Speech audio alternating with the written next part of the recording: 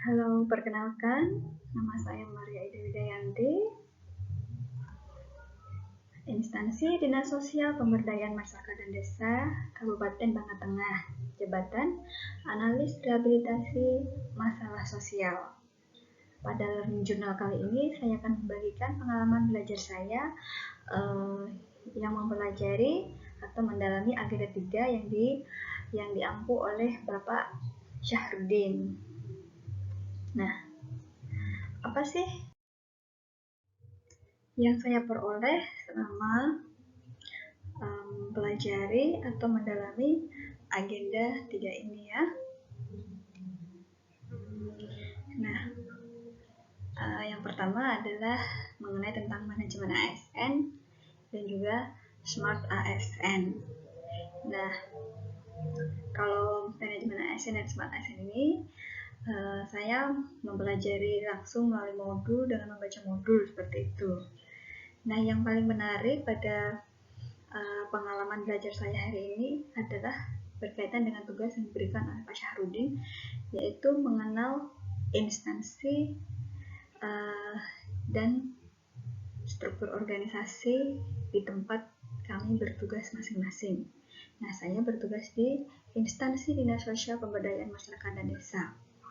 Nah, pembelajaran yang saya dapat adalah saya menjadi lebih tahu tentang struktur organisasi yang ada di dinas sosial, seperti itu.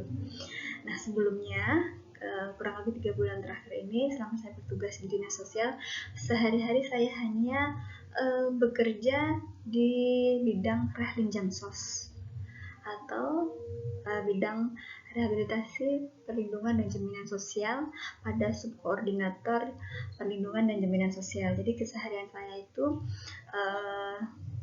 dalam bekerja itu adalah mengurusi tentang penanganan atau memberi bantuan pada korban yang terdampak bencana alam, seperti misalnya menyalurkan logistik atau menyalurkan bahan baku bangunan untuk rumah warga yang terkena dampak puting beliung ataupun kebakaran seperti itu. Jadi di luar tugas saya atau pekerjaan saya kurang mengetahui lebih tentang instansi tempat saya bekerja gitu. Jadi saya bersyukur sekali mendapatkan tugas ini dari Pak Syahrudin, sehingga saya bisa lebih mengenal instansi tempat saya bekerja. Nah, instansi tempat saya bekerja itu ada 4 bidang, yang masing-masing bidangnya itu memiliki tupoksinya masing-masing seperti itu. Nah, sebelumnya sudah saya bahas di agenda 3 sebelumnya ya.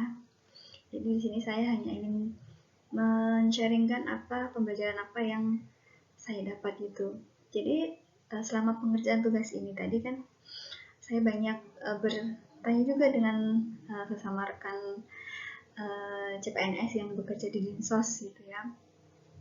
Nah, tentang peraturan bupati tentang struktur organisasi yang berkaitan dengan dinas sosial gitu.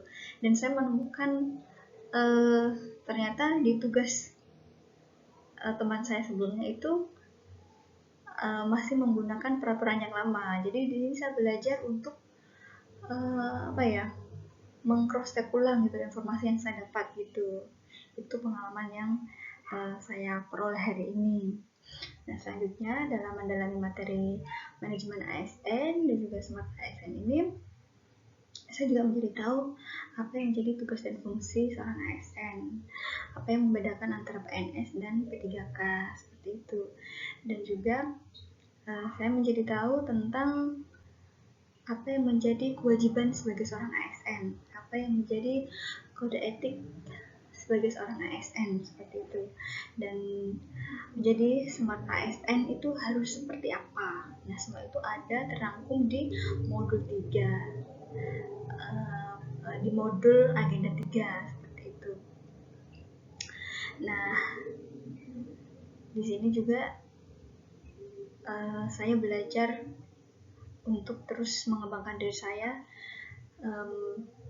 menyesuaikan diri dengan teknologi seperti itu ya.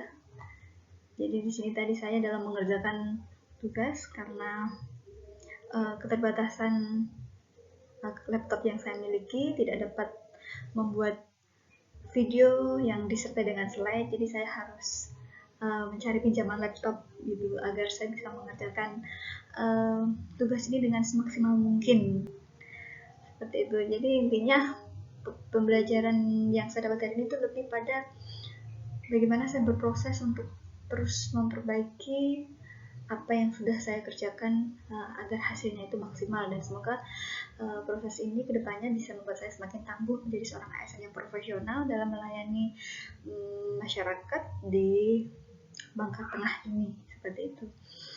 Demikian yang bisa saya sampaikan pada learning journal kali ini.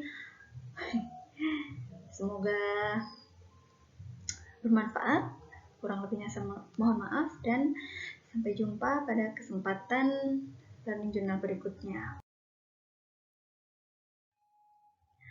Terima kasih.